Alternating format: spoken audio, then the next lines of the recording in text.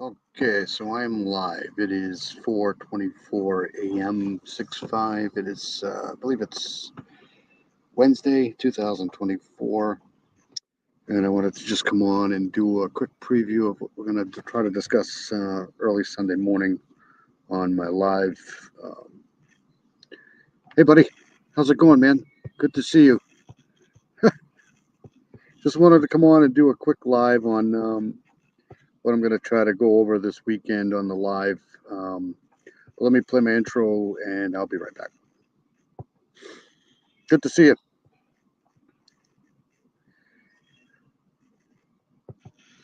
Oh, hold on a second.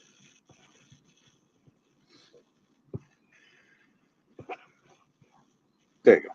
I'll be right back.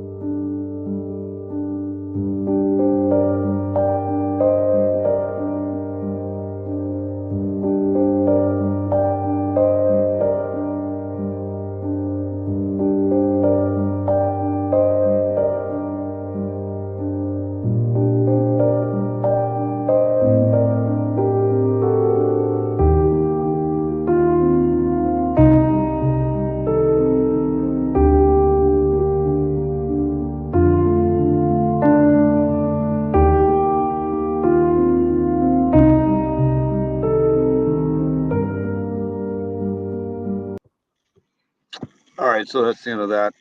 Good to see you, buddy. Yeah, most people aren't up this late or this early, anyways. If people are up this early, they're probably getting ready to go to work. All right, so give me a second. I want to. Hold on a second. I want to try to cover some of the stuff that I'm going to try to cover this weekend. Um, I ran into this case. I'm probably late getting to this case, but I ran into this case um, a few days ago, and I'm going to give people a little bit of a background on this.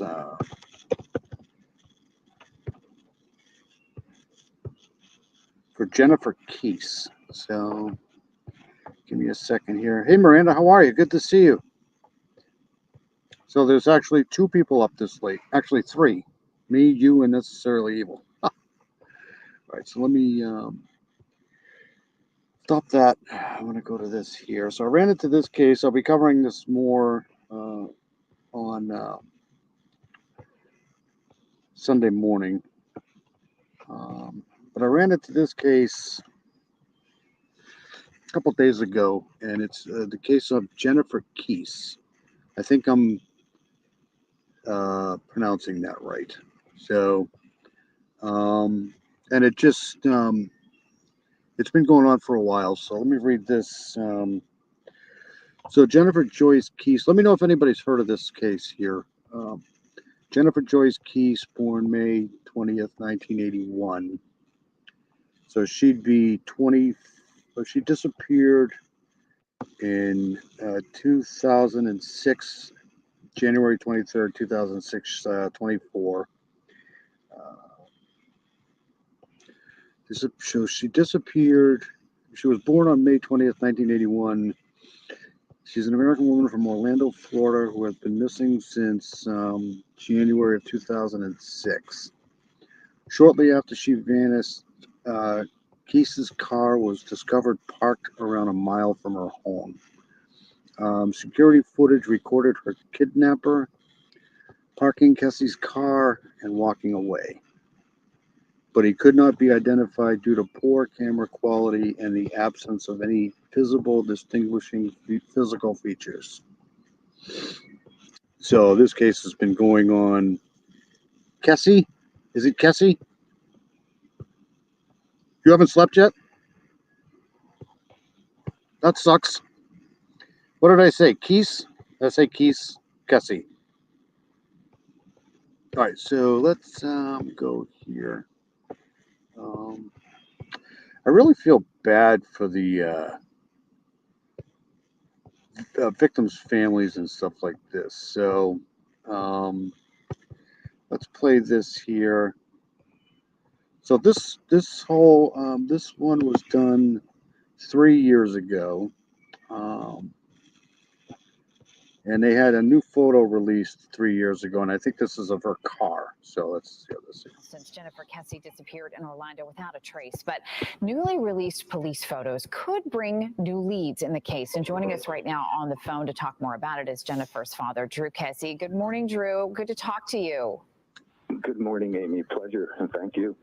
So, Drew, first, I want to see how you, Joyce, and your son. So the guy she's talking to is the father, Drew Kessie, and apparently 3 years ago. So short story here, they got some help from law enforcement. Then they basically sued law enforcement to get the files because nothing was going on in the case. So law enforcement handed over all the files, and they found this imprint on the car here. So it's Son Logan are doing and holding up. We're okay. We're fighting the fight we need to fight and trying to move forward in a very purposeful way every day in Jennifer's case. And I think we're doing so. But it's tough. It's hard. Never gets easier. And one of the hardest things about any missing persons case is trying to keep that case. like I said, we'll go over this more on the live this weekend. But I just wanted to get a preview of this here. This is just another horrible case here In the spotlight, and that is something that you guys have really been able to do by bringing your own private. So I guess they're looking at this here, and they're basically saying that these look like fingernails, smudges here.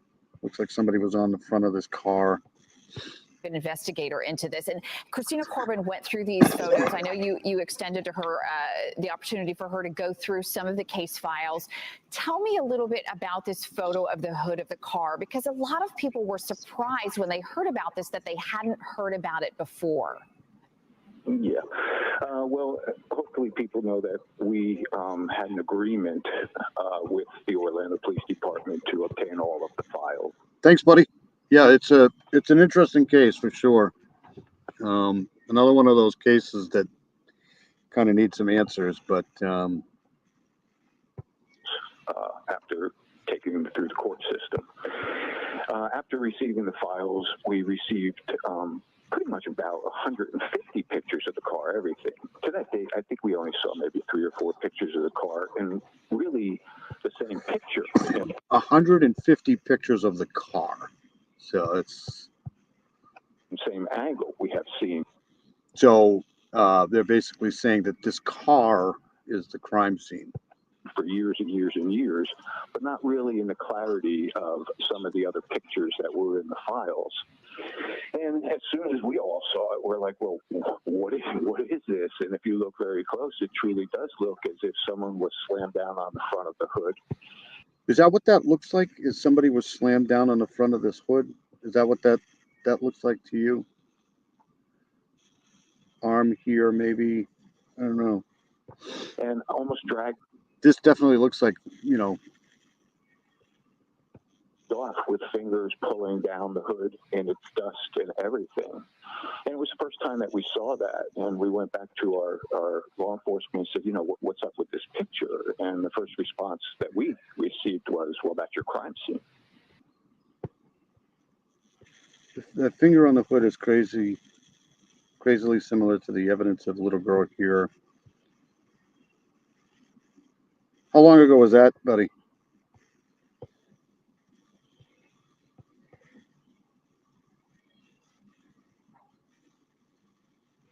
Yeah, I mean, I can kind of make it out Um,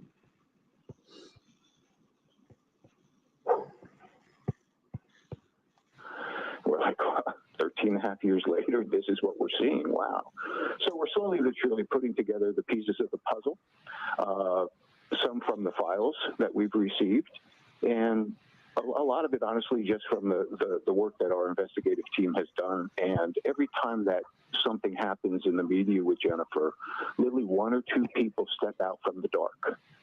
And we have absolutely directions to go. And we're thankful for that. Orlando has never given up on Jennifer, and we're so grateful for that. And someday they're going to help us solve this. And you know, we never will give up. I want to talk about Chino. This is a person that has come up a couple of times over the last several weeks. We know that Christina Corbin spoke on the phone to him. What do you know about this person? And do you feel like police have already spoken to the person who took Jennifer? I looked up some of the SKers around at the time, and there was one guy, but you know, you never know. They do have an image of a guy in this case here that they suspect is responsible, but it's almost like the Delphi case. It's an image and a video, but it's not very you know, it's not like you can make out a lot. I know that you know, as soon as I saw the image of this guy, said he's definitely wearing some sort of a work uniform, like a painter's uniform or something. Well, I don't know about the last question. I don't know if police did or not.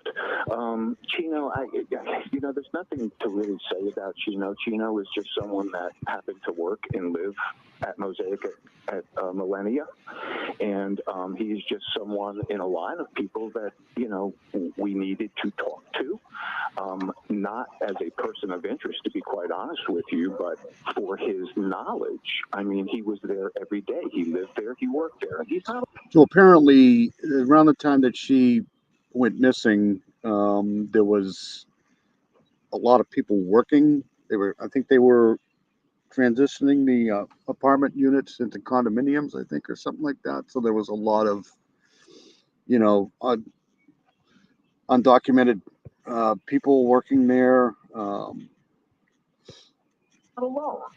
There's two or three others that live there and work there, that work for Mosaic, and we're speaking to those people. And it's not because we think that they're the person of interest. Again, it's because I don't think that they know what they possibly know. Because over the years, people come forward with the little minor things, but they make sense to us in the whole. So we need to speak to these people, and that's why we're after these people drastically, to say, sit down with us.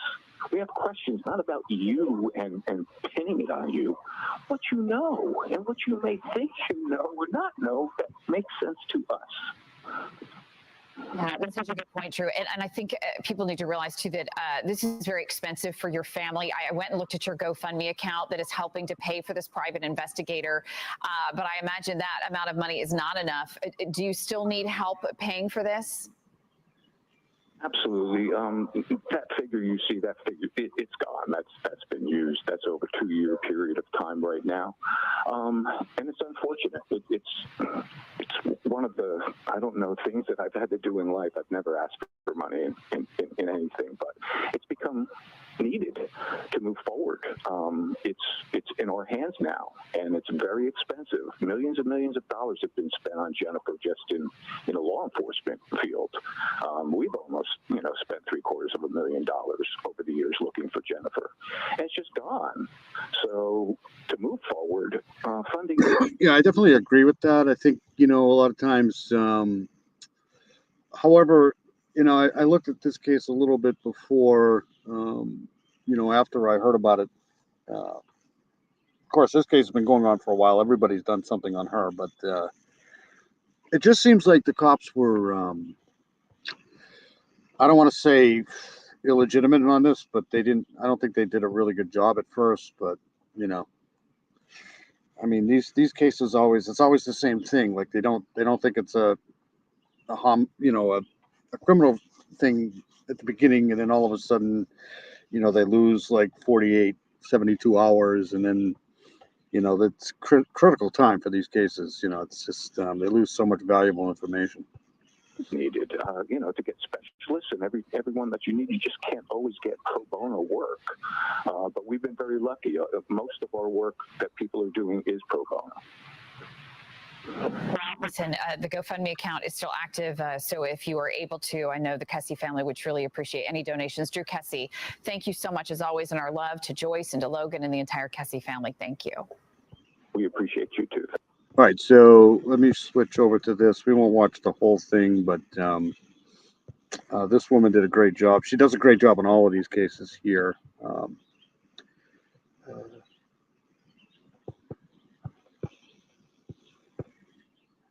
Let me remind this here. So this is, they do a lot of these cases, WFTV, Channel 9, and I believe this is in Florida. But like I said, I'm not going to play all of this here, but this is a good breakdown of this case here.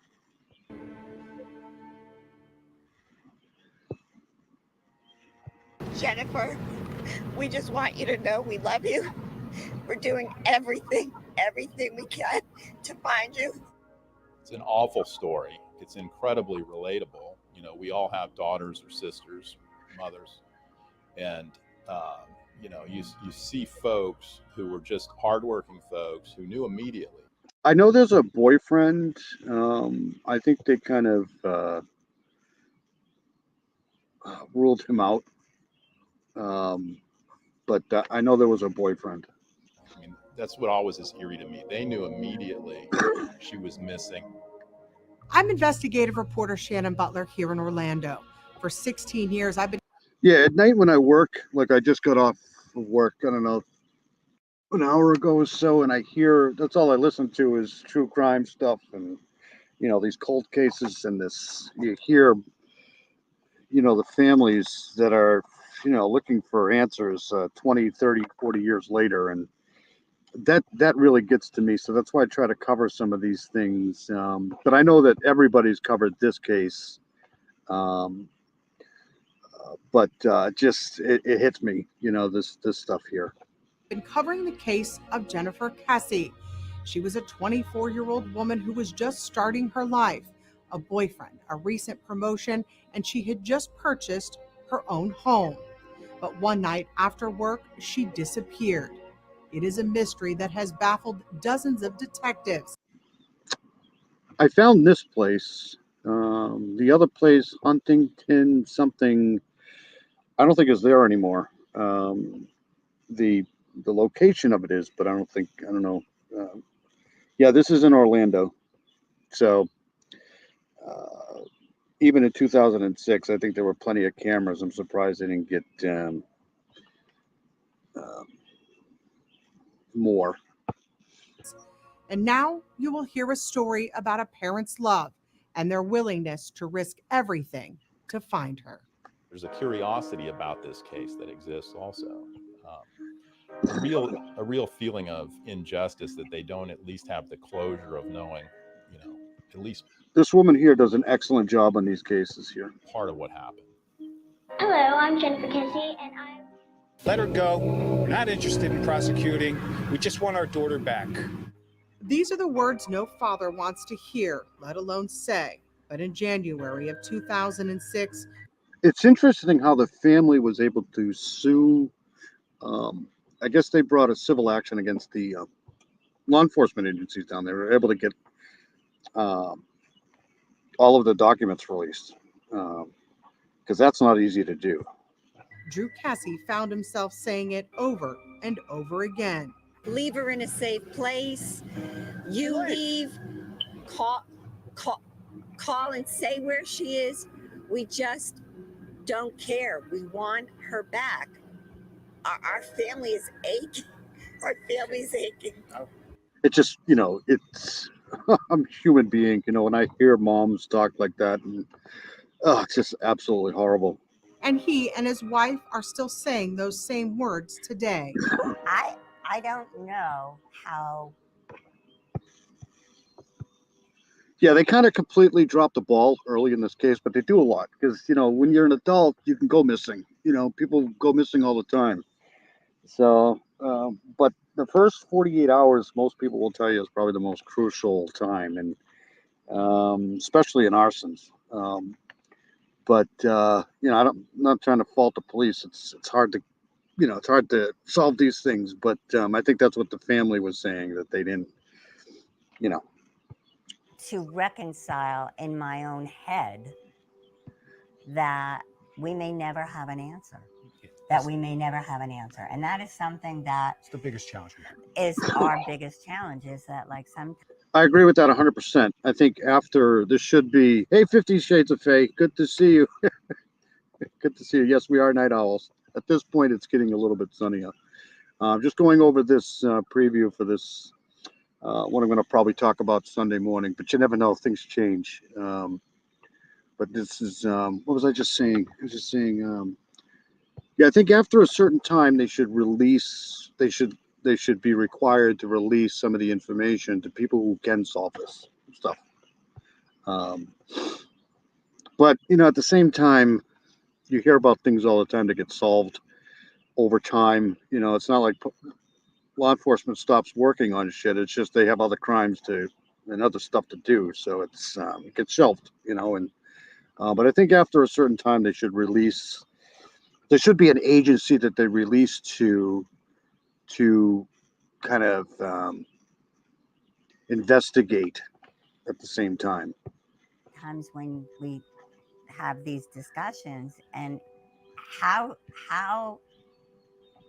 can you as a parent step aside and say, your daughter Jennifer was the victim of a heinous crime. We don't know what happened. We know the day it happened. We don't know anything. We can't find her. We have nothing. It was just around 6 p.m. when Jennifer Cassie left work here at Westgate Resorts. She called her dad on the way home. That was it. Just said, oh, we'll catch up. It's never long. It's just, how you doing today and all that good stuff. We talk quite regularly. And that was the last I spoke. Jennifer Cassie had just been with her boyfriend to St. Croix. She had left Rob Allen's house in South Florida and went right to work. On her way home, she made several calls. She was headed back. At this point, I'd love to see a mosquito. It's been freaking cold out here. I mean, I'm outside, but it's, it's telling me it's 59 degrees, but it don't feel like it. That's for sure. Back to the condo she had just bought. Jennifer Cassie's brother and his friends were staying at her condo when she was on her trip. One of those friends had left his cell phone at the condo and was anxious to get it back. Jennifer said she would mail that package the next day. When she got home that night, she called Rob Allen about 10 o'clock that night. He says they had an argument, but still the next morning, he expected to hear from Jennifer, as he always did, on her way to work. When he didn't, he decided he would call her. But when he did, there was no answer. She left Monday morning, and then I talked to her throughout Monday, talked to her Monday night. In the meantime, a family friend and Westgate employee knew she had not shown up for work, so he called her parents. The minute I knew that she was missing for 2 hours. I don't even want to hear, what's the temperature, Chuck? Well, at least we know your name is Chuck now. 97. Wow. Love 97. That would be fantastic. Hours when she didn't show up for work. And I got the call at it's about 10:30 Tuesday morning. I knew something was wrong. Drew Cassie called his daughter's phone. There was no answer. So her brother and dad immediately headed north for the 2-hour drive to Orlando. It's not the type of girl that would go more than 2 hours without talking to somebody, whether it was her mom on the phone or her boyfriend or her dad.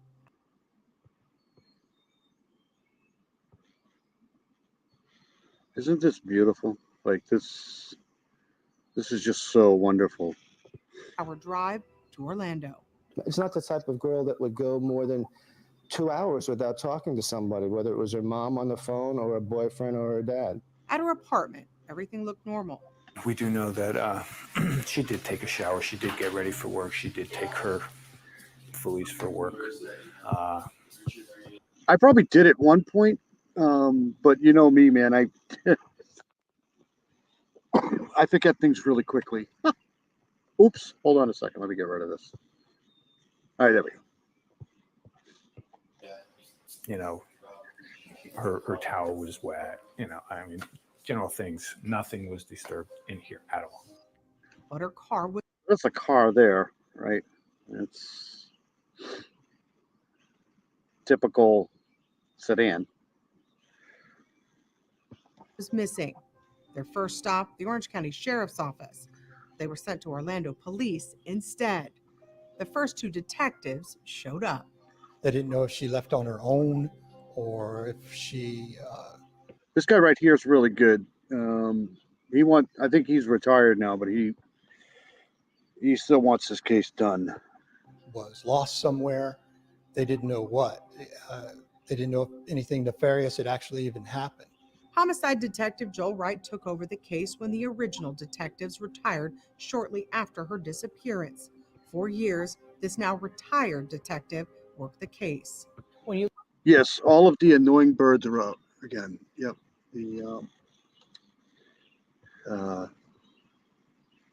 Whoops. What am I doing? What am I doing? Hold on a second. All right, here we go. You looked at that case 7 months later. I mean, that does seem like a long time, right? When you looked at that, when you first saw where it was, were you worried at that point that this may be difficult? It's Frosty. Hey, buddy. Good to see you, man.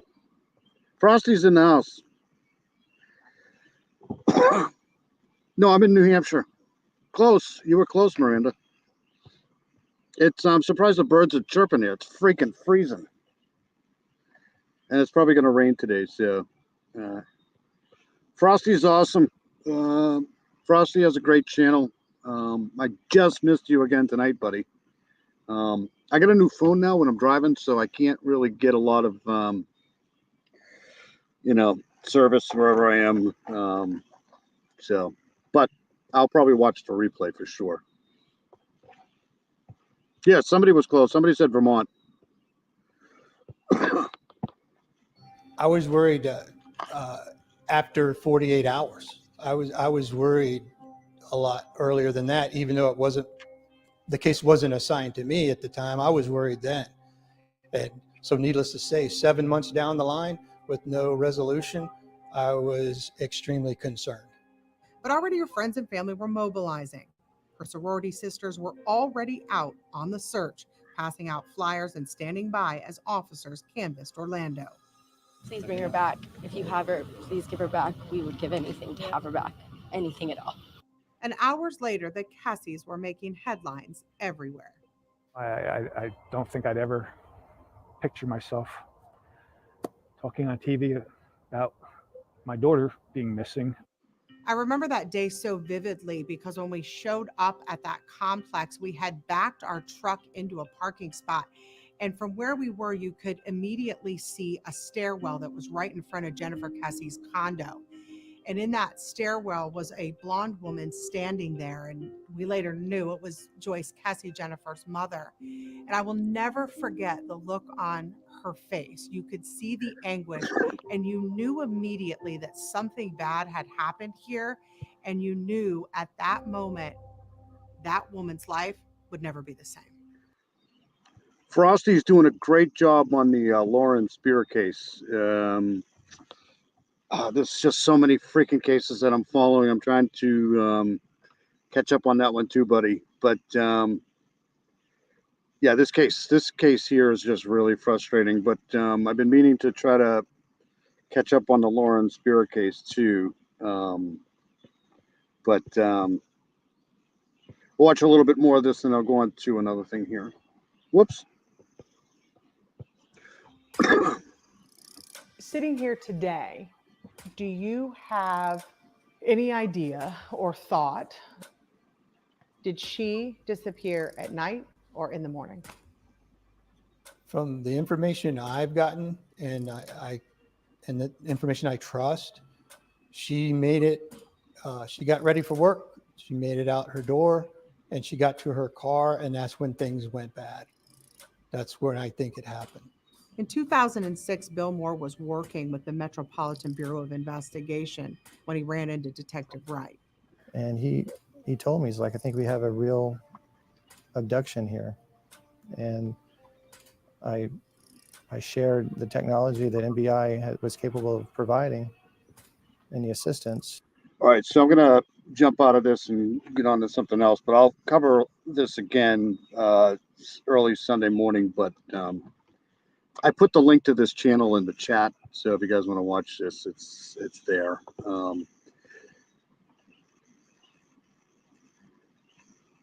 Yes, she.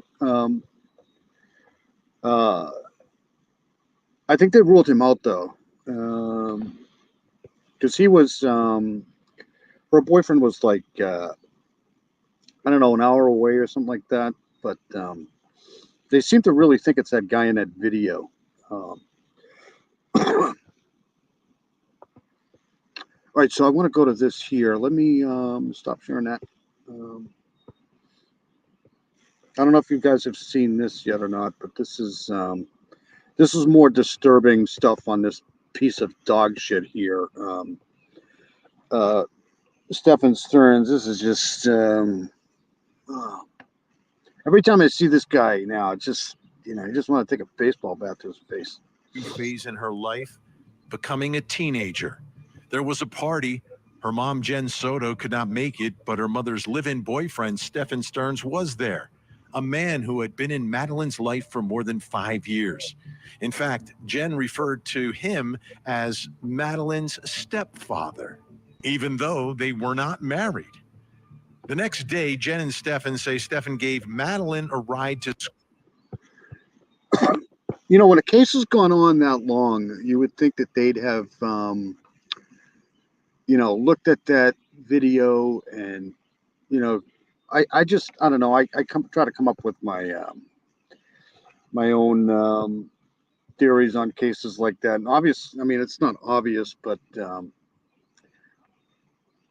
don't know if that guy had anything to do with it, but you never know. School. They also say Madeline was embarrassed and did not want to get dropped off in front of the school. In cases like this here, not this, but the Jennifer Kesse story, you have loads and loads of evidence from prior crimes that it's usually somebody really close. It's usually a boyfriend, but apparently in that case, they don't think so. School. So she was dropped off near a church parking lot less than half a mile away. That's the last time they say anyone had contact with her. Investigators say the evidence paints a much different picture. They claim they have evidence of Stearns dumping Madeline's laptop and backpack in a dumpster and have images of Madeline dead inside of Stearns' car. Madeline never made it to school that day and was found 4 days. Right, but first, let's play for you one of the videos. And this is the video of... I just fast forwarded a little bit because I want to see this here again. You can tell right away that this guy's really guilty of something, just the way he's acting in this whole, you'll see. You guys have probably seen this already anyway, so. The first responding officer making the first in-person contact with Jen Soto and Stephen Stearns. Let's take a look. Thank you so much. Of course. Do they speak English? Yes, this is Mom. This is Mom. Okay. Hi there. Hey there. Hey there. What's going on?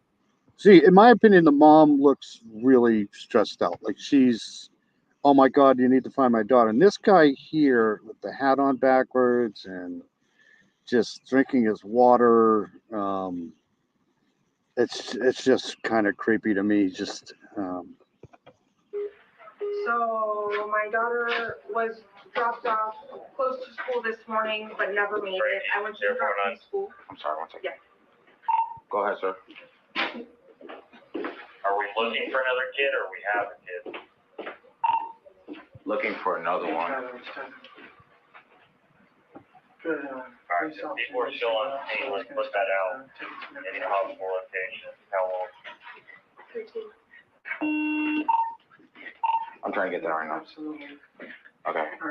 So she was supposed to be dropped off at school, didn't make it to school. Didn't make it to school. I went to pick her up from school today, Okay. and she never came out.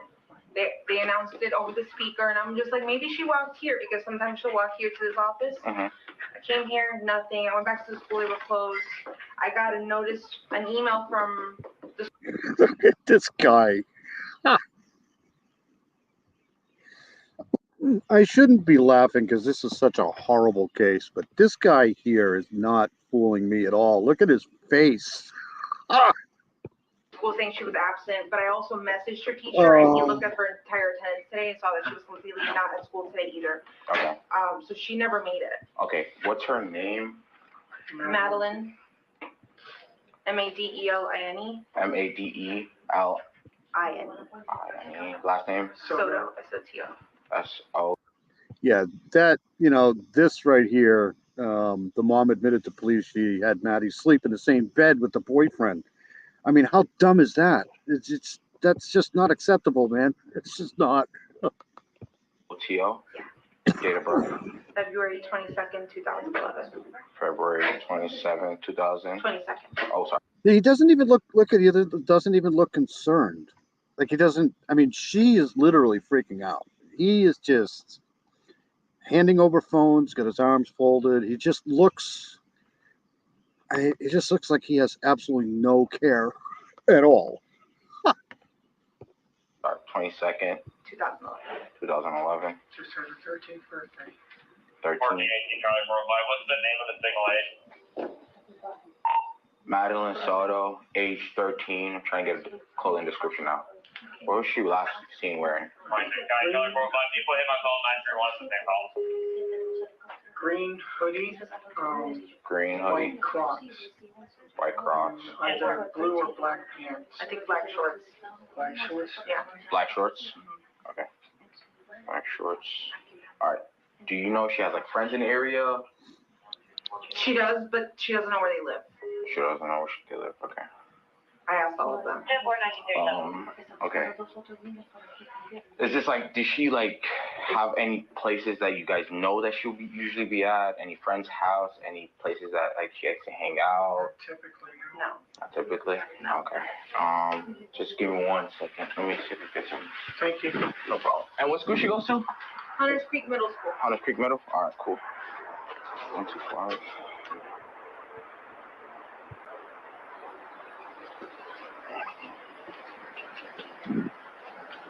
Do you guys have? In my opinion, law enforcement kind of knew pretty quickly in this investigation that there was some foul play going on with him. That's just I think they knew, and they just baited him into being really, the dumbest motherfucker ever. I mean, the guy is really stupid. He thought he was, outfoxing them, but they weren't buying anything he was saying. Have a picture of her. Can you airdrop it? I think that's the dog. I think that's the dog right there that you saw. There's a picture of, Madeline Soto with this dog, I think, in one of the pictures. Yeah, I know. Let me see which picture. I don't know which picture. If I was the father, I know he's just a stepfather, but still, I wouldn't be able to sit still like this with my arms. I would be literally panic stricken. I wouldn't be standing around. I'd be out there looking for him. You recently probably from a birthday party, right? Yeah, but I wasn't there, so I had to look at. What's up?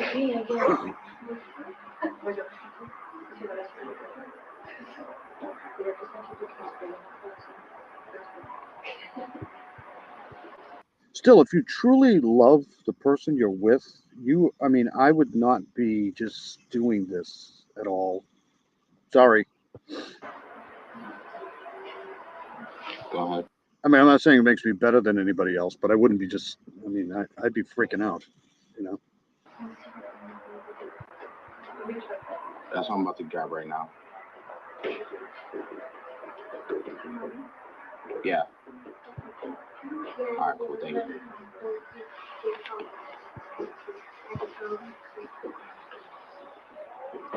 Is this a good enough picture, or do you need a whole Yeah, body that's picture? Ah! ¿Cómo así? Dime, ¿qué bonito? Ah, put my eardrop. I don't have to. I got you.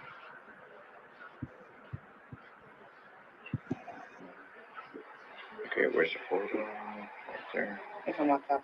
That's fine.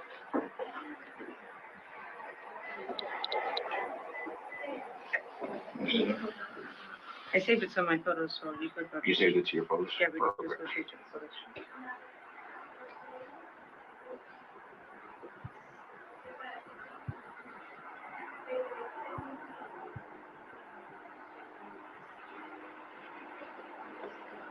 Okay, perfect. Give me a second. Yeah, I'm gonna send it out right now to my other guys. Thank you very much. No problem. All right. Right? I mean, they don't gas this guy, man. Jeez. You know, it is Florida though, so there's a pretty good chance. But you know, the guy's definitely, I mean, my opinion is, I don't think it can be anybody else. All right, I want to do this too. I know I'm kind of skipping through stuff here, but this is just kind of like a preview to what I'm going to talk about, I think, on Sunday morning. So let's go to the Gilgo 4 thing. This guy is going to be probably charged with another one here. What's today? Wednesday, probably tomorrow. We'll probably hear more about this. But again, I think this guy's going to go down as one of the most prolific serial killers in New York State history, period. I mean, this guy here, I wouldn't be surprised if he's connected to at least 15. I mean, that's my guess. But I'll be going over this too in much more detail later. A serial murder suspect in New York will be charged in connection with another killing. Rex Heuermann has already pleaded not guilty to murdering 4 women out of the 11 whose remains were found at Long Island's Gilgo Beach more than a decade ago. Our Errol Barnett has more. 60-year-old architect Rex Heuermann will return to a New York court Thursday, where he will likely face new charges. I wouldn't even allow that, honestly. I mean, that's why kids have their own rooms, man. It's just related to a 5th killing. It comes 2 weeks after authorities conducted additional searches at Heuermann's home. I just saw the helicopter. I knew it was. So apparently they went back to this guy's house last week. They were there for about 6 days, and I think they were looking inside that special room again that he had. But I have no idea the speculations on what they were looking for, but pretty sure they're going to charge him with another one of the crimes here. Rex's house once again, so don't know what it is, what they found, or what they're trying to find. And in April, police from all over the state combed through a wooded area elsewhere on Long Island, where the partial remains of 2 Gilgo Beach victims had been found more than 2 decades ago. What we likely have here is some sort of tip, some sort of additional evidence that led them to go back to his home and that now is allowing them to link him to an. You know, I think the more cases they link to this guy, the more there's a chance of him trying to plea out here. And then we may get some more answers to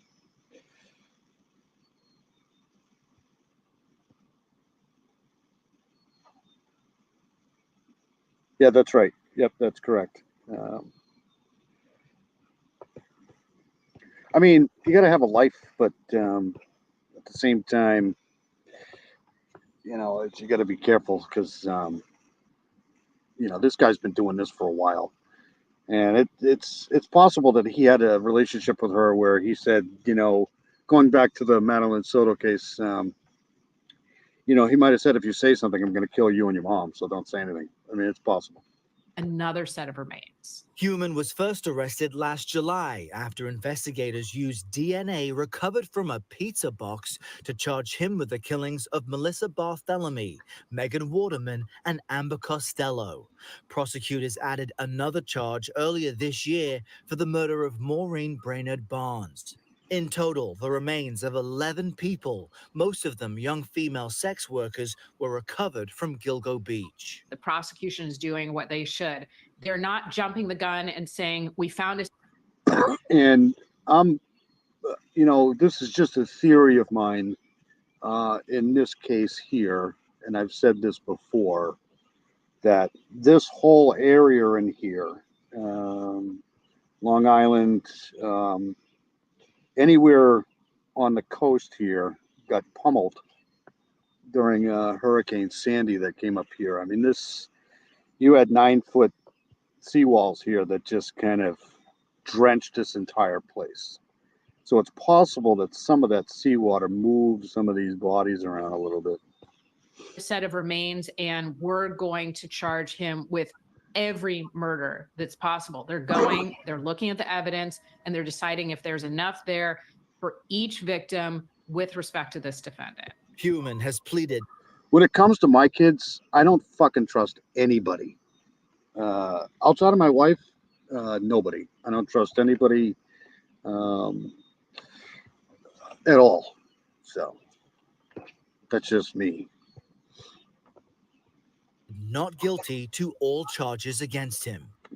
So Errol is joining us now with more on this. You know, when I heard this story, Errol, and I heard about the search, I thought, didn't they thoroughly search the It could be one of the reasons why they found body parts here and body parts there, body parts here, because, you know, that place, not just Sandy that got hit, Irene, I think a year after that or before that, that place has been pummeled with storms the last 10 or 15 years.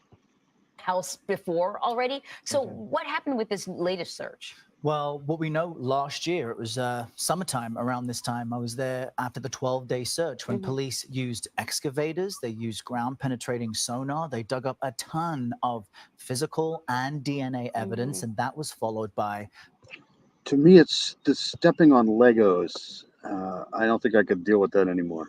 Like when you step on a Lego or like, what's that Play-Doh stuff that solidifies and then you step on it the wrong way and you get chasing toddlers was nothing. It was stepping on all of that shit. Yeah.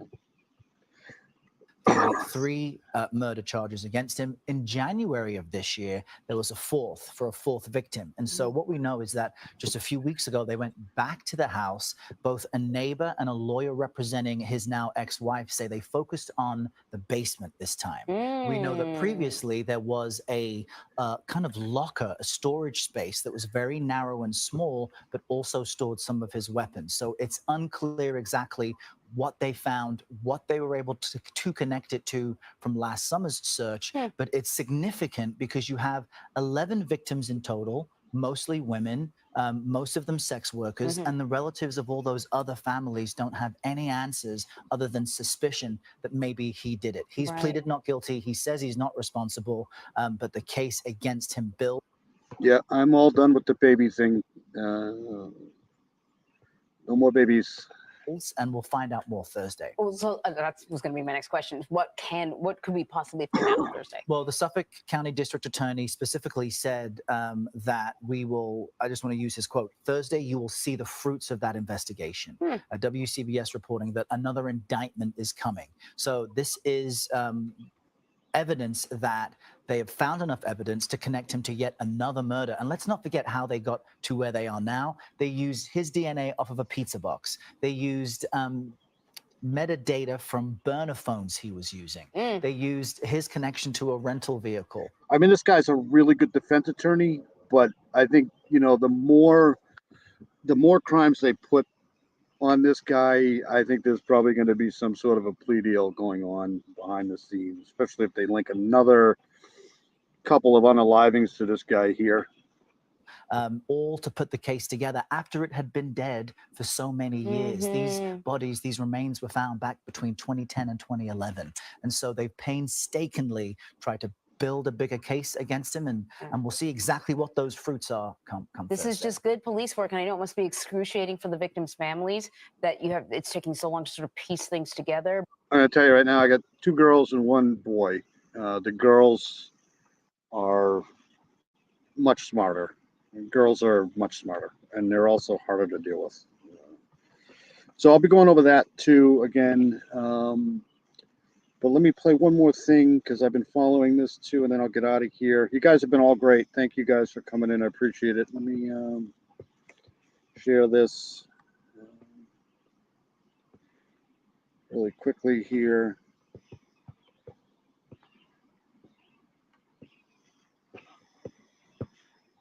I have a 20, I think he's 25 now, 25, 26. And my daughter's 16, and I have a 10-year-old. So I'm done with the babies. The poisoning. So I've been following this case here since they went to the, they were trying to get everything, I forget what they were trying to do I think it was last fall. They were trying to get this case dismissed on the stand your ground thing or something like that. But she's going to be going to court. She's going to be going to trial. So this is Ashley Benefield. She's being accused of unaliving her husband, and she's claiming that it was domestic problems. But I'll be following this case as soon as it starts. Then maybe, you would she would have a bit more credibility because she did have some bruising on her or scratches or whatever. But the fact that she tried this once, tried to get him away from the child, and then comes up with this self-defense claim, I just think it sounds pretty weak. I think she wanted to have that child. I agree with Darnell, and she didn't want him part of her life. And that happens very frequently in family court. One party just doesn't want anything to do with the other one and doesn't want them to share custody of the child. So that's pretty common. Al, the closest we have to an eyewitness to this is the neighbor who called 911. So he doesn't see what actually happened, but he's there in the immediate aftermath of all of it. And it's clear to me that he is very sympathetic towards Ashley Benefield, the defendant here. My guess is the defense will likely call him as a witness. Prosecution may call him as a witness. He called 911. But how important is the 911 neighbor to all of this? Someone who's living next door to them, who, again, very sympathetic to the defense. You got plenty of time, bro, but you gotta get on this stuff right away here if you want to get something done. And in this case. Well, see, the problem is I don't think he has any firsthand knowledge of anything. And I think quite candidly, he's taking what she says and then going forward with it. I mean, you can. So there's a typical case. They had a perfect marriage, and all of a sudden it went down the tubes. She opened up a ballerina studio, very successful. He's very successful, and she ended up. Well, she's accused of unaliving him, and here we are, ready for trial.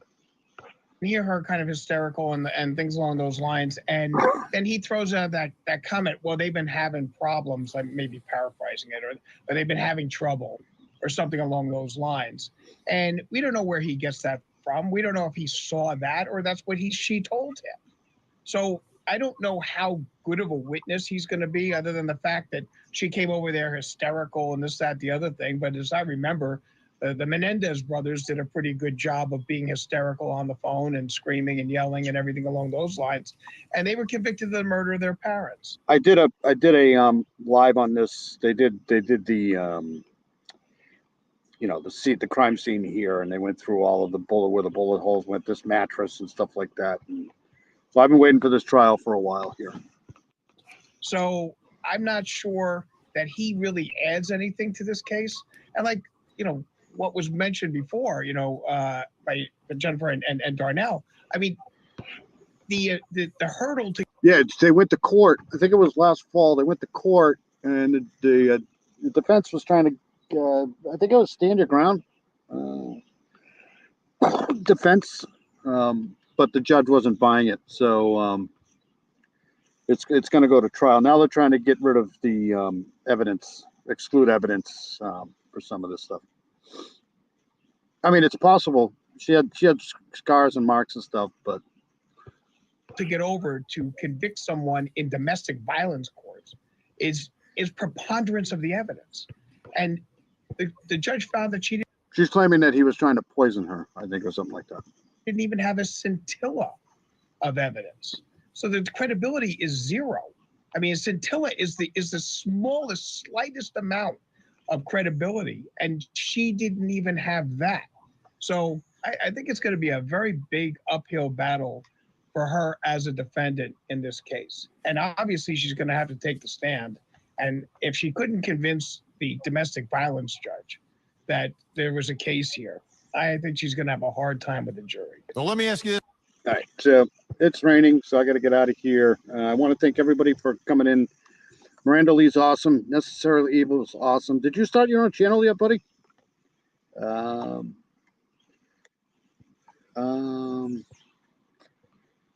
else is in here? 50 Shades of Faith. Thank you very much for coming in. Thomas Frost stopped by for a little while. Thomas Frost is always like that. He comes in here. He's like the ghost. He comes in here for a little while and then takes off. But Thomas Frost is awesome. He's got a great channel. I was in here, and I think that's it. But I want to thank everybody for coming in. I'll be live probably Sunday morning, early Sunday morning, 12:30ish or so. I'll go over the Rex Heuermann, what happened to Rex Heuermann, and all these other cases. So thank you guys very much. Everybody have a safe day. And I'll see you guys later. Thank you. Play my outro and get out of here. You guys are awesome.